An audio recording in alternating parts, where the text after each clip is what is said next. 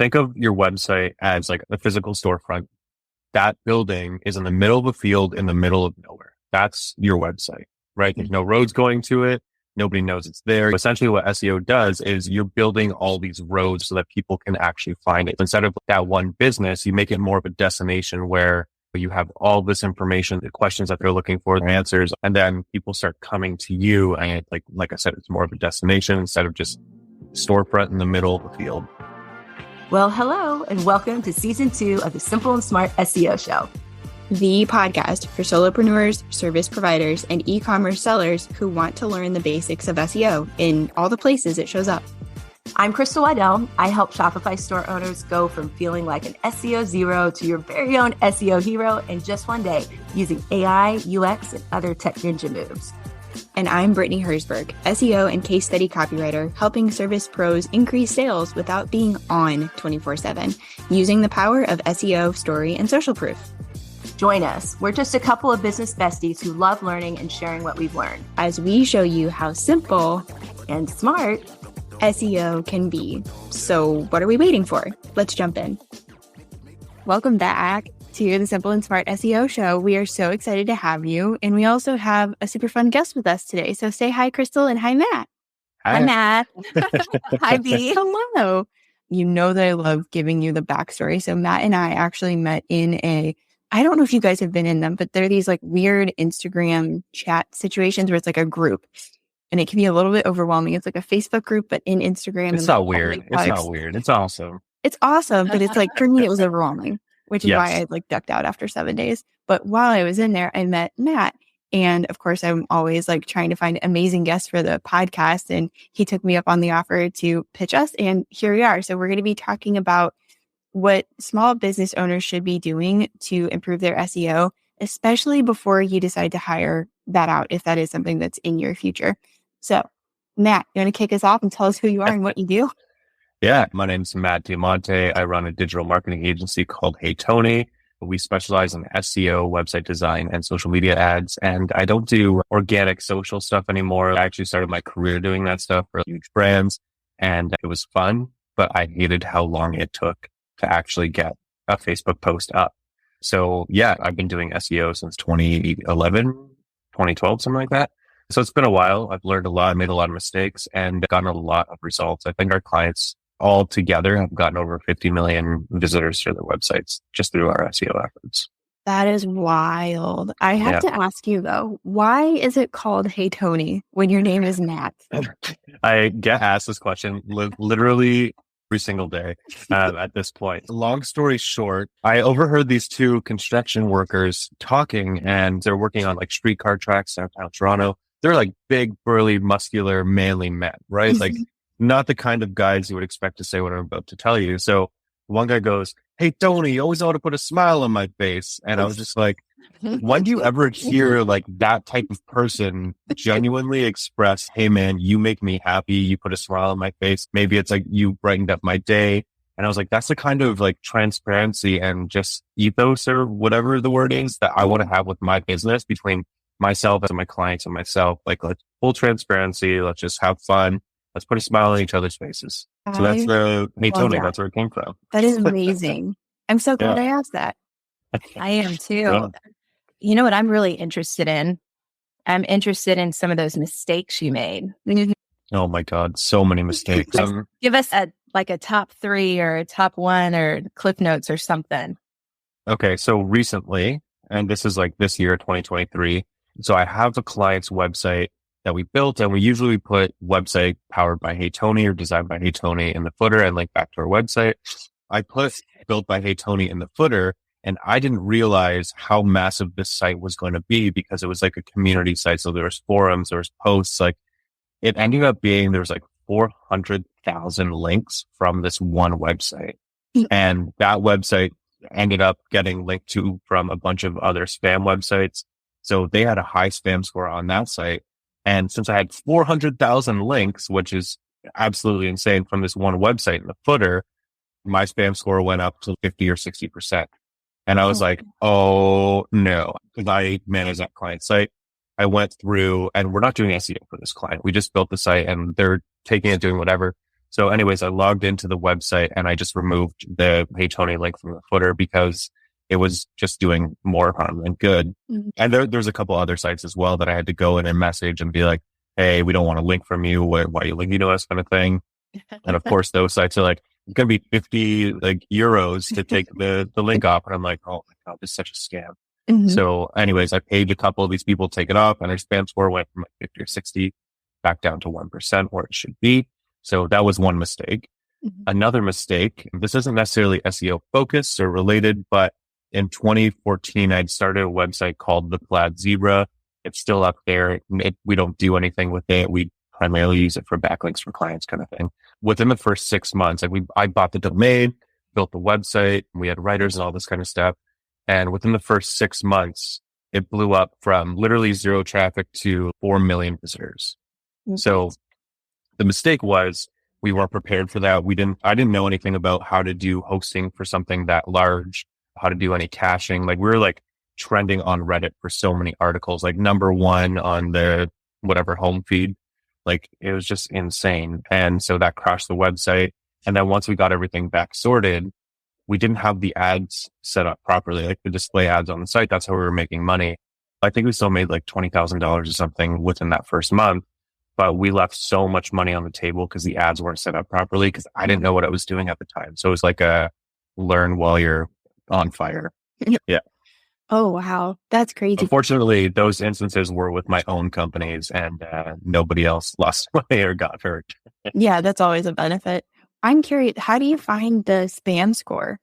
You can use Moz. Moz will tell you the spam score, or if you just do a search for domain authority checker, I think it's like website SEO checker or something like that. I think it's owned by Moz or Ahrefs or something. It will tell you the spam score on the site. Okay, that's good to know. I think too, if you install the Moz Google Chrome extension, it'll show up on every single search result. I may have that and just not have been paying attention to it. Yeah. You know? I never know which extension does what. People are like, how do you get those numbers over there? And I'm like, it's an extension. Okay, jumping back in. I like asking people how they define or how they explain SEO. And there's no wrong answer. I love getting the variety. So floor is yours. So what I've learned from posting on Instagram, because I post daily on Instagram, all SEO tips and stuff like that. What I learned is you really have to scale it back to something that everybody can understand. So what is SEO? SEO is showing up on Google. That's it. Like plain and simple, showing up on Google. Done.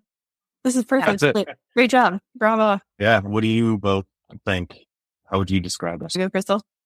Oh gosh. Yeah. That's like all these sides over here. V has like her solid answer. So I can't take her tagline, the way that your brand shows up on the internet.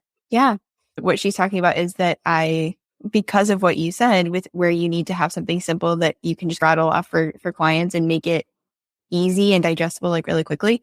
I found myself saying that SEO is how you show up as the answer to a Googled question. So very similar to what you said. What you both said. Yeah. So I have a couple follow-up questions to your stories of failure, which I love. I do love. Let's just stay there. Let's hang out with my failure. Yeah, we can have it. It's because it's where we all can learn. But in all seriousness, my specialty is Shopify stores. Some of the things that you said brought up questions, website hosting for high traffic sites, like e-commerce sites. Is this something that website builders and CMS providers like Shopify are built for? Is there a threshold? Can you talk a little bit about that? Yeah. So if you're on Shopify, you're good because like their platform scales and you're on their servers. They take care of everything for you. They do your SSL certificate, like literally everything. So unless you're Kylie Jenner, you're not going to crash a Shopify site. And even now, I don't think that she could crash their servers because they have everything in place for that. Yeah. So how does that work? What do servers do? I've always wondered, like, what is this technology that powers the internet?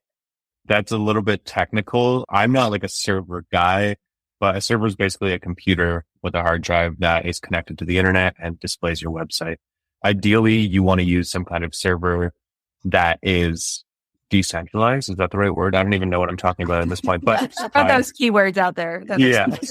So it's basically, if you use something like Google servers, for example, are all over the world. So if one server goes down or if one whole server, not farm, server warehouse, wherever they keep them, if one goes down, there's so many other servers that are going to be able to serve up the content.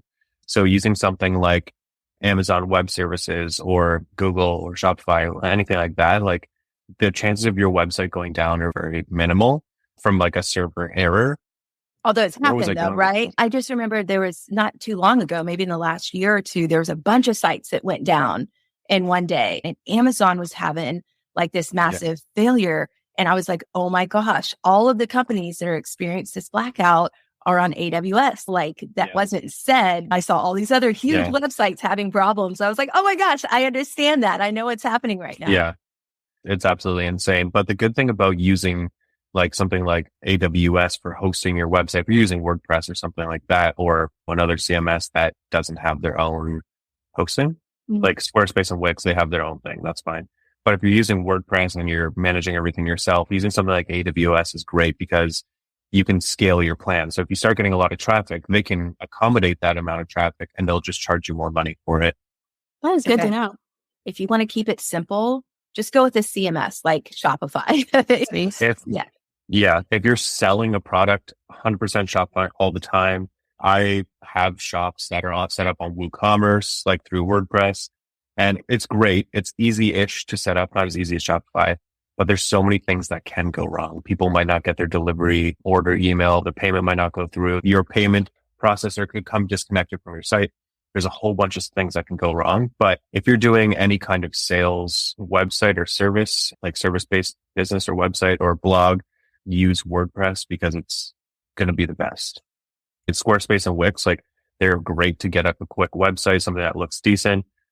The SEO on those platforms that you can do is not amazing. This is good to know. I get this question a lot from potential clients or even just friends who are like, where should I host my website? And I'm like, I've had good success with these. My question is, what have you noticed with certain platforms where it did like mess with their SEO? It impacted them in a negative way? With Squarespace and Wix, stuff like that, you can't fix any of the technical issues on their site. So when you're talking about technical SEO and like page speed and user experience and stuff like that, there's just certain things that you can't do because you don't have access in the back end. And I did a video about trashing Wix, about what their back end is like and even their front end. And if you go to Wix.com to their blog posts, they have the same problem that their users have, that like my clients have using Wix. And it's their heading to tag. And I'm not sure, I haven't checked this week, but their heading to tags, they have one at the bottom of every page that says recent posts. And you can't change that. You can't change recent posts from a heading to tag to paragraph text or heading 4 or something like that.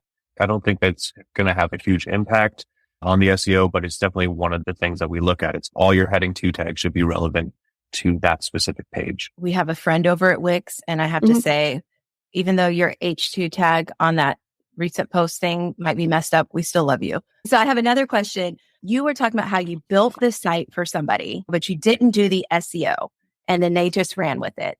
And this is something that I think, especially smaller business owners and people who are just getting their businesses up on the internet, don't understand. I know personally, I didn't realize this. When you start your website, essentially you're just putting an address out there. SEO is not built in. And a lot of people associate having a website with having searchability. And so I just wondered, like, how do you explain that to your clients, or how would you explain that to someone who wants to get a website up and going? Like, what are the elements that they need to think about rather than thinking, oh, all of a sudden I'm going to put a website up and I'm going to get traffic? So think of your website as like a physical building, a physical storefront, big, small, whatever size you want to imagine it. And now we're going to just say that building is in the middle of a field in the middle of nowhere. That's your website, right? There's no roads going to it. Nobody knows it's there. You do have a pole with your address on it, but there's no roads going there. So essentially what SEO does is you're building all these roads and you're building the infrastructure so that people can actually find it. So instead of that one business, you make it more of a destination where you have all this information that people can consume, the questions that they're looking for, the answers, all that stuff. And then people start coming to you. And like I said, it's more of a destination instead of just, a storefront in the middle of the field. I think that's such a good explanation. I have the segue question into the bigger topic for today. Why do you think small business owners really need to understand and do their own SEO and build those roads and get all of the information out there?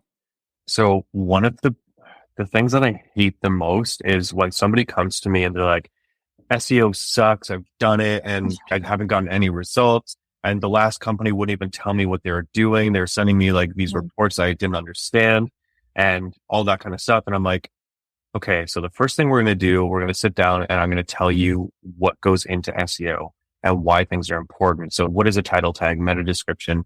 What are the different heading tags? Why are those important? What is good content? Should you be using bullets? Should you be using lists? Like how to break out your content, images, like all that kind of stuff. So I really want them to understand what goes into SEO, what is SEO, and that way, whether they hire me or not, they're going to be better informed moving forward. And a lot of business owners want to write their own content on their website and they want to write their own blog posts. But you can't just write content in blog posts and be like, yeah, I'm doing SEO. It's going to rank. They need to be informed. Like your blog post should be like 1,000 words at minimum, 750 at the very, very, very, very minimum. I want them to be able to have the tools to know how to do it themselves. Not that they need to, but yeah. Okay. I love your, what do you call those? I want to say analogy. Yes, analogy. I'm totally stealing it. Okay. That's going to be my new thing. I'm going to totally. I literally just came up with that. I've never said that before. Yeah. SEO. Yeah. I'll totally give you credit, but I'm totally stealing it. Yeah. SEO is the internet roads that lead to your business. I love that. Such a great explanation and visual of the fact that, yeah, you could have a website, but it's in the middle of nowhere and nobody knows how to get there until you build the roads to get there. And that's why you need SEO. It's so hard sometimes for me as a self-taught SEO to really explain the value. I can explain the results. Okay, this is what I can do for you and this is what's going to happen. But like the why of how it works, it's been like a journey for me. And I'm constantly like, oh, that's why that works. I know it works. Yeah. We're all kind of self-taught SEO. There are courses online. Like I have courses, I have a mentorship program, all that kind of stuff. But everybody's really self-taught. Like I had 2 or 3 SEO courses when I went to college and it was like very basic stuff. And that's actually where I started like falling in love with SEO. I'm just going to take you guys back to 2011 or 2012, something like that. Yeah. I'm in college. I have this SEO course and we have an assignment and it's basically like, you need to create a website, like an HTML website. Because I also had an HTML class, whatever, very basic stuff. You need to create this website. It has to be 10 pages and you need to optimize all the pages. It has to be a live website that exists in the world. So I was like, 10 pages isn't that much for a website. I ended up doing a restaurant reviews website. I made a bunch of fake reviews. This is before AI, obviously.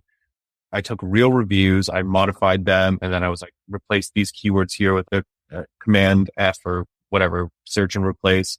And I made fake reviews for 400 or 500 restaurants in the city that I was living, going to school. Part of the assignment was you had to print out the code for every page because they're not supposed to be like long pages. And that's how you submitted the assignment. Like you had to print it out. So like an hour before I have to submit it, I'm in like the computer print area, whatever. And I'm just like all these pages are just printing out. And my buddy's, what are you doing? I'm like, I'm printing out my project. He's like, dude, that's like 100 pages. And I'm like, yeah, but that's not even it. I remember being like a full stack that was like 3-4 inches thick. And I had to punch holes like 10 pages at a time. Yeah. And then I took string and I used string to bind it because I didn't think it had to get like a big binder or something like that. And so the teacher heard about it or the professor heard about it before we actually went in. I go in and slam it down. What is this? I'm like, that's my project. And then I got a job working for him as a summer internship, like for a business that he owned doing SEO. Nice job. Yeah. So, making impressive. And the thing that is funny, I forgot about that website, left it online. And I started getting emails from some of these restaurants being like, we don't serve sushi here. We're an Italian restaurant. Yeah, so I had to take it down, but it was a fun project. Yeah, that actually, so I'm glad you answered the question that you didn't know that I was going to ask, which was what made you want to learn more about SEO. Also hearing you talk about that made me go back and reflect on kind of something earlier that came up in the conversation, which is that your website doesn't come to you with an SEO strategy. But one was gifted to me because I didn't know what I didn't know. So I was ranking for these key terms that I didn't necessarily want to be ranking for. It was like, my first website was just about massage therapy because I was a massage therapist and I had my practice. So just let your brain take you on a field trip about the keywords that I might not want to show up for. Mm-hmm. And that was really when I was like, I don't want to be showing up for this. How do I make sure that I show up for these other things? That's when Crystal was learning about SEO. I was learning about SEO. We were on Clubhouse together. My boyfriend was learning about SEO so he could put his website together. So it's like I was in the right bubble. And then I just love learning. All of us love learning. So it's like, what can I discover? What can I find out? And to your point, there's lots of little trainings online. And I say little because they're like, here's a snippet of what SEO is.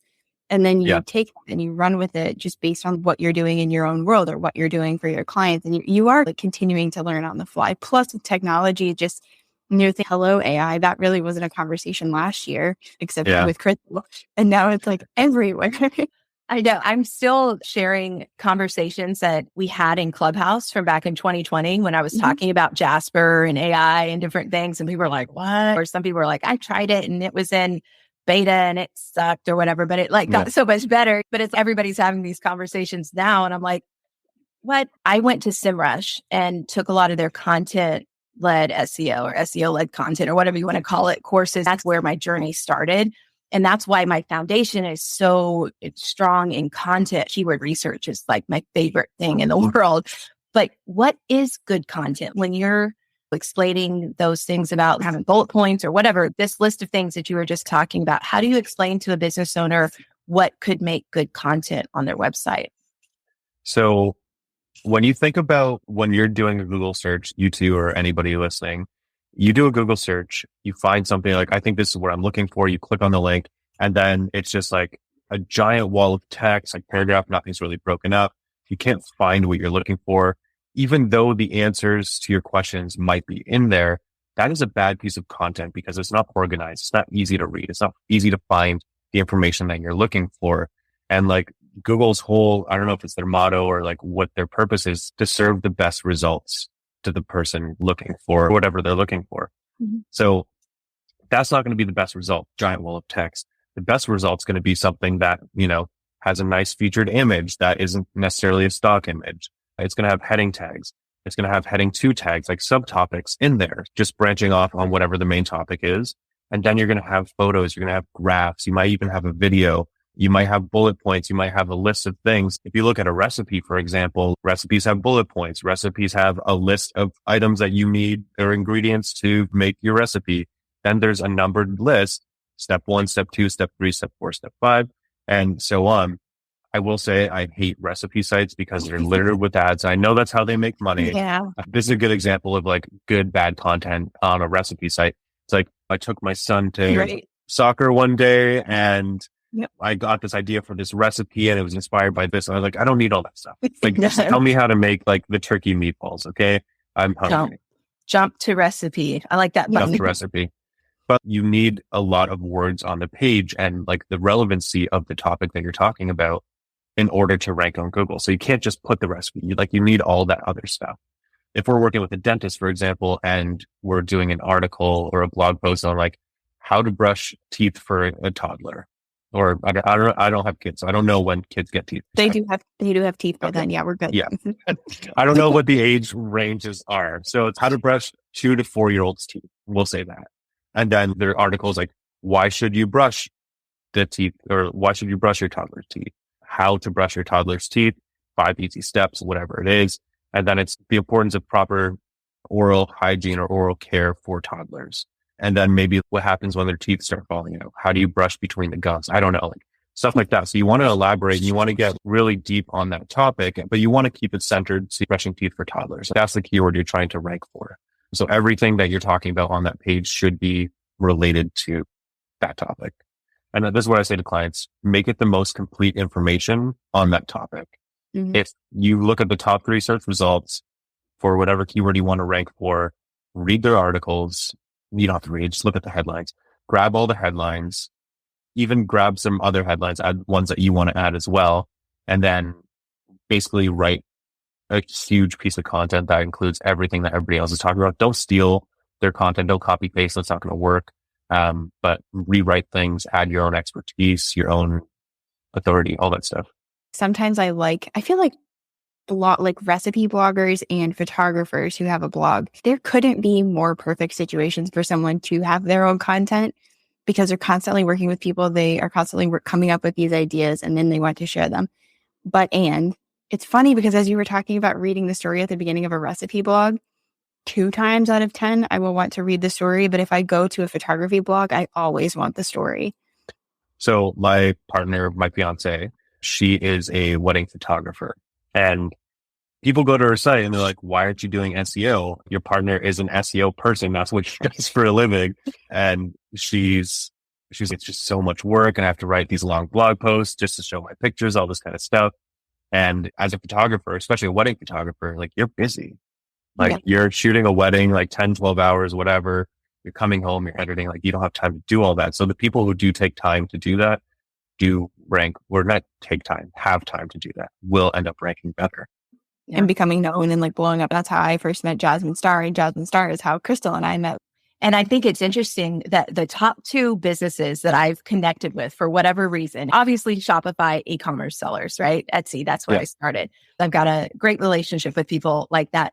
But then also photographers, and I sell photo props. So that's probably how that relationship happened. But those are the 2 websites that I feel more than any other struggle with copy and words on the page. Has that been your experience as well? E-commerce as well as photographers? I feel like some of the e-commerce sellers I've worked with have given me some pushback on adding more words to the page. But like with Shopify, hey, we don't have to add it to the top of the page. We can let your products shine.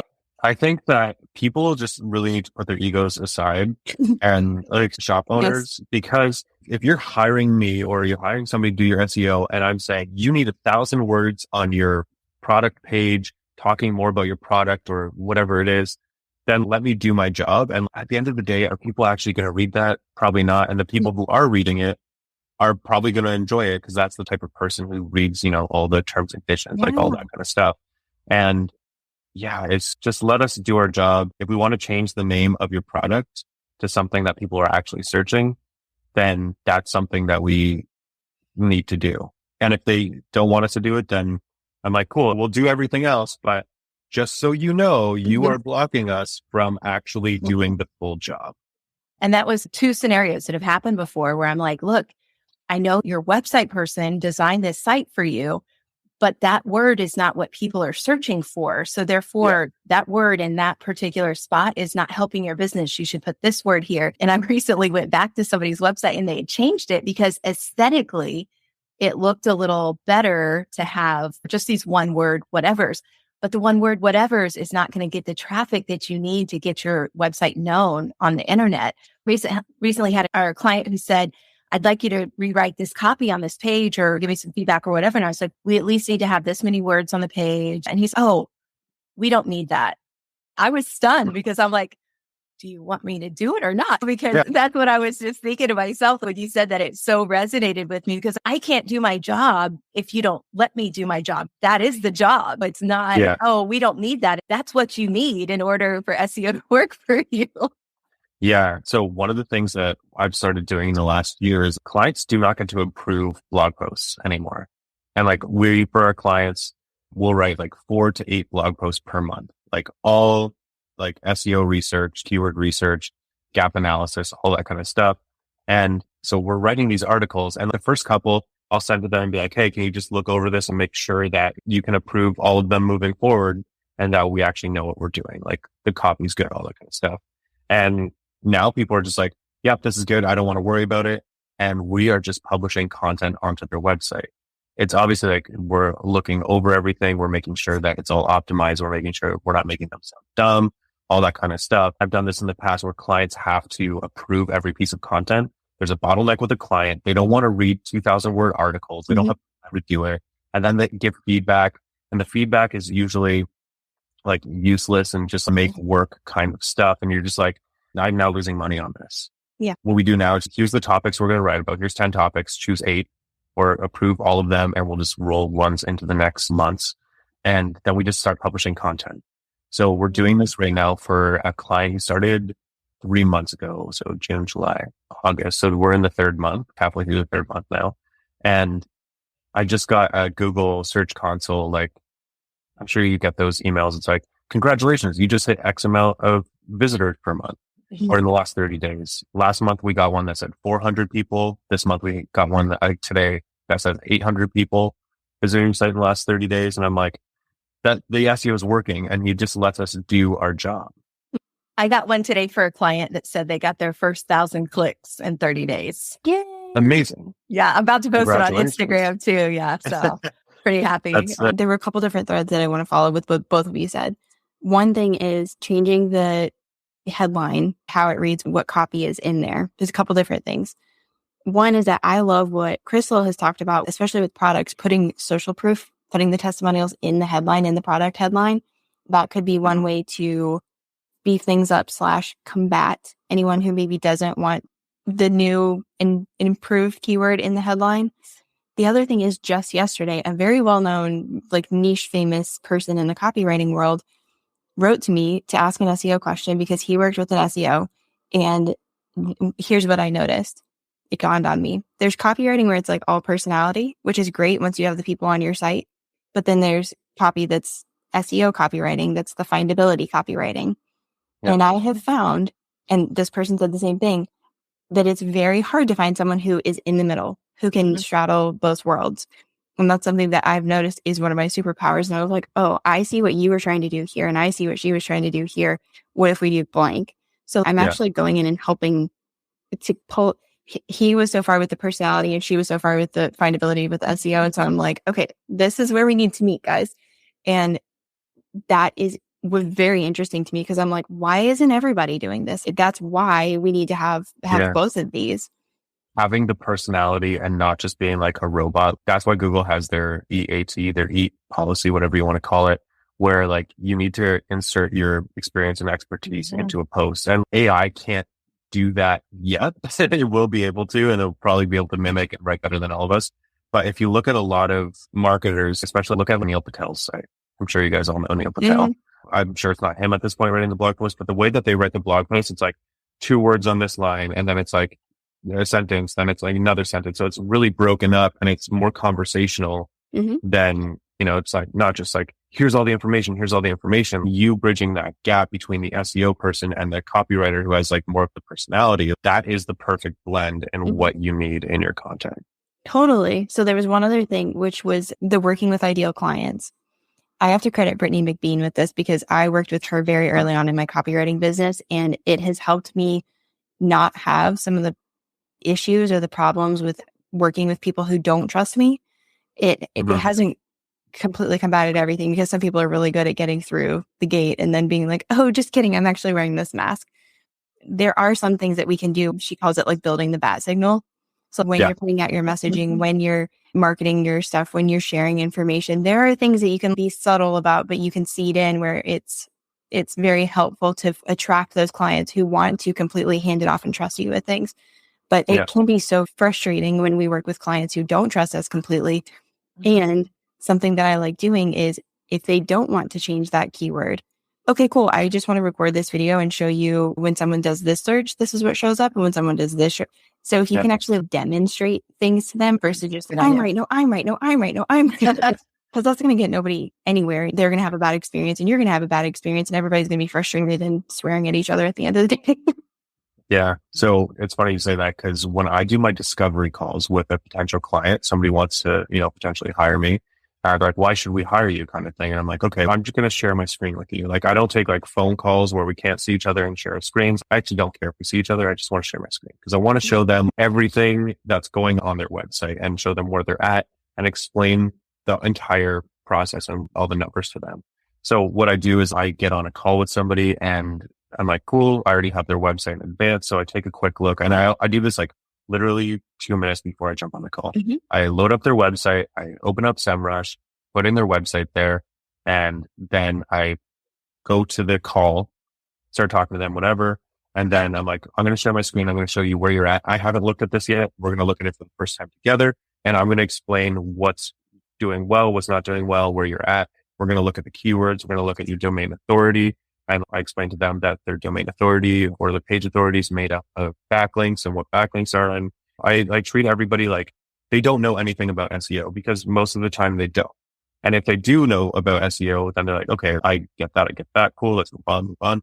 But a lot of the time, you start looking at the keywords. I'm like, you're not doing bad with the keywords. You might have 20 keywords in the 4 to 7 position, whatever they are. Or like you might be on page 2 for a bunch of keywords that you really want to rank for. And they all have a really easy keyword difficulty. So I'm like, this is very easy for us to rank for. And here's what we would do to do that. And I'm not hard selling anybody. I don't want to rip people off. I don't want people to go away with a bad experience. Oh, that's not what I wanted. Like I didn't get what I was promised, like all that stuff. So here's the situation. Here's where you're at. We can fix it. We can help you. And you can, as an SEO person, you can never guarantee results. You can't say you're going to be number 1 for this keyword or these 10 keywords. You can't guarantee that. So if anybody ever said that to you, don't go with them because they're either doing something shady that's going to maybe have a short-term benefit and a long-term deficit, whatever you want to call it.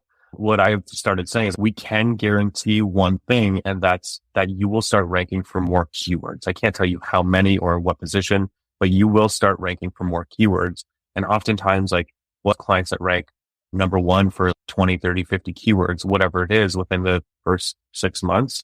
But I can't promise that. I know we can achieve reasonable results, but I can't do that because as soon as you set that expectation, like, why aren't I ranking number 1 for everything? Mm-hmm. Yeah. Right. And B, you asked that question, like, why don't more people do this? I don't really know the answer to that because I started smack dab in the middle of SEMrush with the content-led SEO. Yeah. And that resonated with me immediately because I'm like, I have a product and I want to promote and I want people to come into my funnel and come into my world and have it make sense to then buy my products at some point. So it's okay, content-led SEO made absolute sense for me as a business owner. So I just think that sometimes, again, the idea of what a website is created to do, just to make a purchase, just to check out or whatever. I think people sometimes forget that there's an opportunity for relationship building within that whole sphere. And until somebody can see it, and I love how you do that, Matt, how you walk them through and show those different things. That really gives people a taste of how it can apply to them. Yeah. This conversation is like one of my favorite ones ever. I have 2 questions that I wanted to get in if we could. The first one, you just hit on it a little bit about just like managing expectations, because that's something that I struggle with. My background is not in sales. I'm a teacher. I have a master's degree in education. V and I've talked about this before, like having these servant hearts or whatever. Although I'm pretty confident that you're going to see something spectacular, especially if you've never done anything like this before. You're going to see results. How do you manage the expectations of your clients? That's a good question. I don't do benchmarking. I'm not like, you're starting here and we're going to get to 10,000 clicks a month. I don't do that because that's unrealistic. And why 10,000? Why 20,000? Why 5,000? We are going to grow your traffic organically and it's going to get as big as it needs to and as it can. And we're going to do our jobs to attract the right people to your website. So in terms of managing expectations, like what we do, here's what my proposal looks like, what we promise. We will do X number of articles per month. So whether that's 5 or 10 or whatever it is, we'll say 5. So we do 5 articles a month. You get 4 backlinks a month from high domain authority sites, so high ranking sites. And then you also get like the technical SEO stuff. We'll go through every page of your website, make sure all that stuff's good. And then we'll also like fix any technical things if we can. So if it's WordPress, we'll fix like the page speed stuff or the JavaScript or the CSS, all that kind of stuff. They're seeing that work is being done. I used to do SEO campaigns where the client's paying, let's say $1,000 a month. And they're like, okay, what did you do? I'm like, we did keyword research and we did this and we did this. And we added 2 paragraphs to these 3 pages on your site this month. And that's all we did. And they're like, why am I paying $1,000 for that? And I'm like, it's all the stuff that you don't see that now your website is like ranking higher. So I make sure to say like, you get X amount of words per month. So maybe it's 5,000 or 10,000 words written on your website per month. And you get X amount of backlinks per month. And then we can show them all the work that's being done. And it's a lot more expensive now than $1,000, but we're doing a lot of work. And like, I guarantee you will get results, but it might not be number 1. The other thing that I just want to offer is that what's helped me with my clients in managing expectations is asking up front, what are you really hoping to get out of this? What kind of support are you looking for? And then I just keep reminding them of that. Remember, you said you wanted blah, blah, blah. Like I do that, especially on the SEO audits. And I'll put it at the top of the document that they get. this would be whatever I say, like this would be amazing if that, and then I put their answer in there. So then I can make sure I'm achieving that on the document. I've included like some extra resources before because someone said they wanted a certain thing. I've included an extra like video or whatever it may be. So if they're telling me I want this, if I at least make sure that we knock that out of the park, they're going to leave feeling like they got what they wanted and they're going to be pretty happy and feel pretty seen and heard. 100%. And so one of the things that I've been doing is before a client even hires me, usually I will have them go through a course that I have. It's a free course called Understanding SEO. And it's just like, here's what a title tag is. Here's what a meta description is. And like literally everything all the way down to what is crawl down?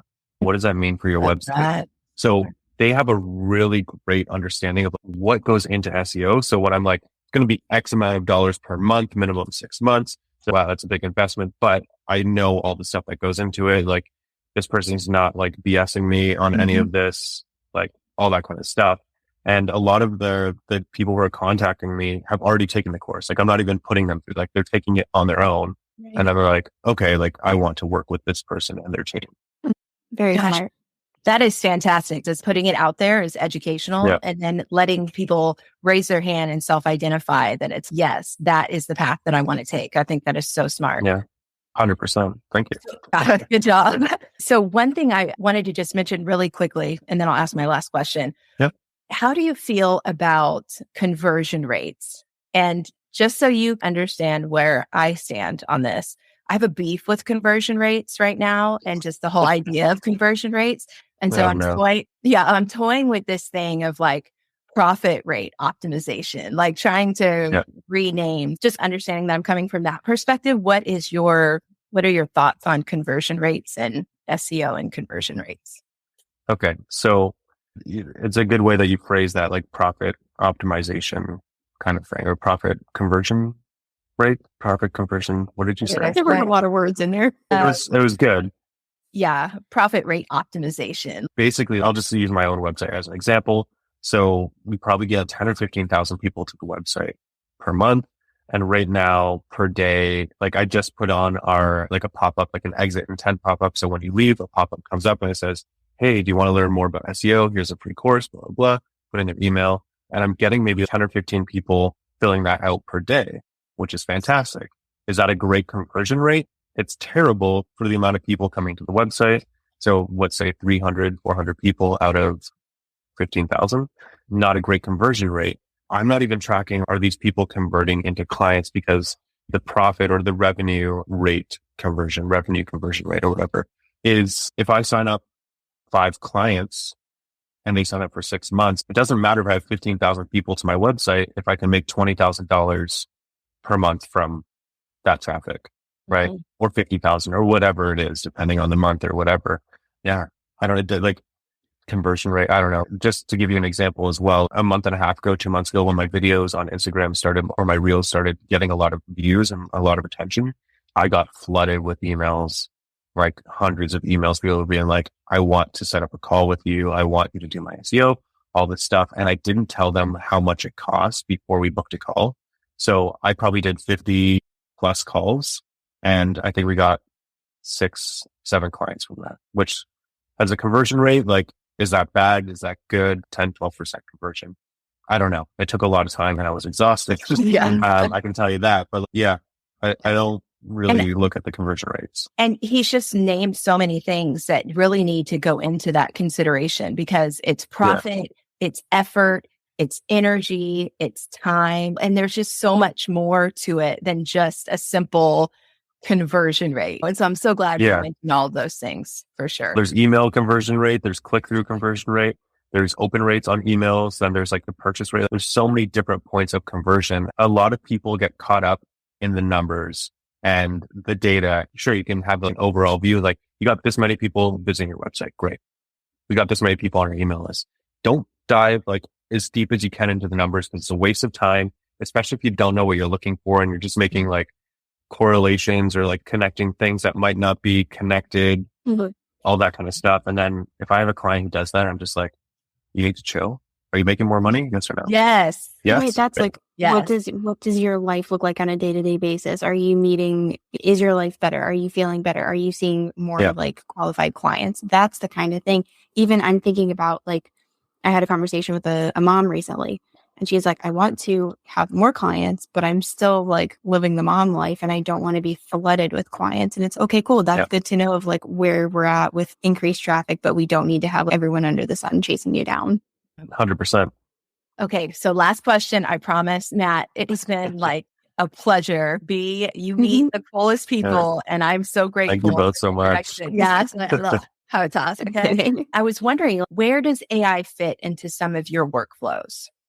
Oh, AI is great. I guess it's not really AI that I'm using. I was just going to describe like automations. That works too. We're not necessarily using AI in terms of automation, but in terms of coming up with content ideas and content outlines, we use like ChatGPT and like I've used Surf for SEO and stuff like that.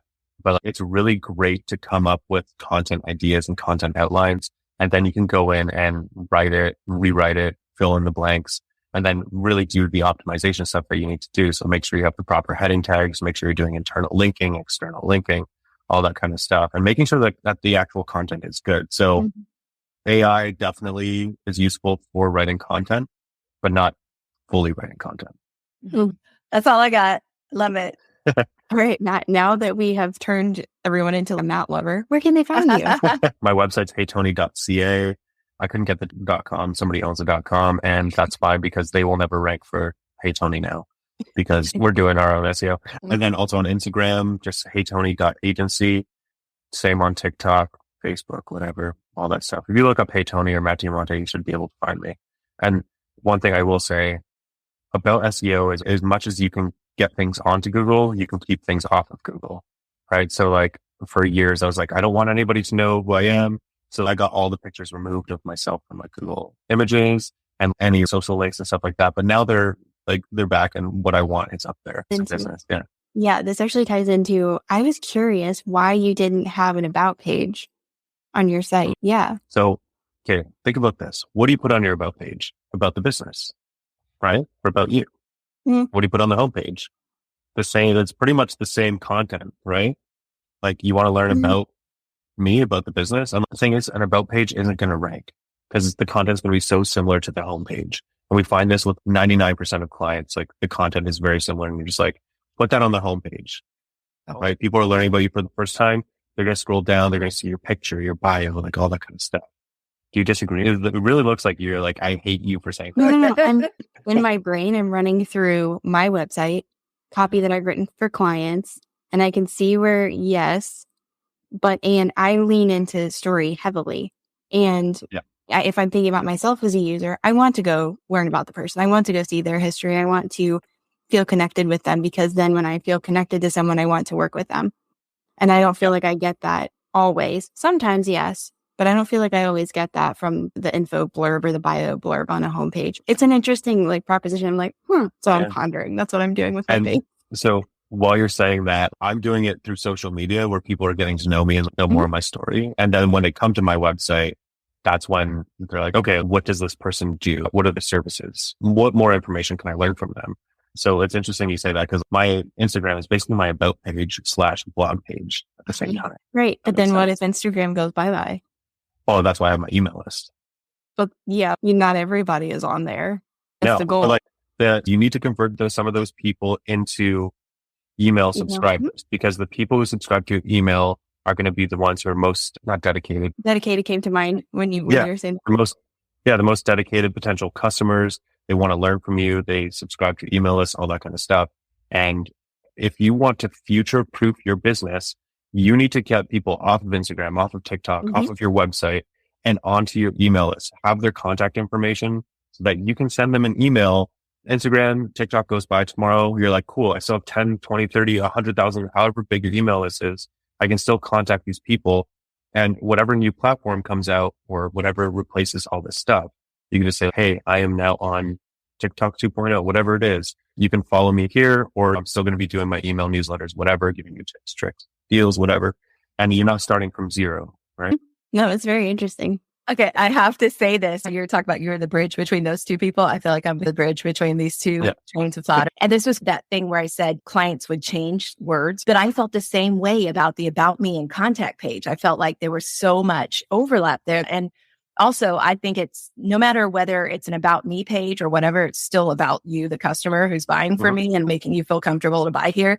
So like solution to that was actually using one of the keywords that we hadn't been able to optimize for on the homepage, but it was still an important keyword. That was the keyword for the About page. So that's how I bridged those things together to where everybody felt good about it because people are used to seeing it. So I love that you guys are having that conversation because I was like, I know a solution to this. So that's cool. Yeah. I love that. Awesome. Now I have to make a weird exit because I have to go. This is so fun, Matt. Thank you for being here. Thank you both. Just bye, awesome. friend. Okay. All right. See ya. Thanks for joining us today. If you like this info, subscribe before you go so you never miss out on something related to SEO. See you next time.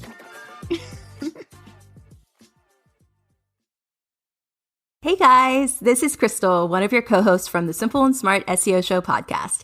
If you're looking for a unique, handcrafted way to spruce up your home or office, then collagenwood.com is the perfect place for you. We are a small, woman-owned business that offers a range of beautiful wooden signs for your home or office. Our talented team of artists will work with you to create a sign that perfectly suits your needs. So why wait? Use promo code SIMPLE10 to save 10%. Visit collagenwood.com today.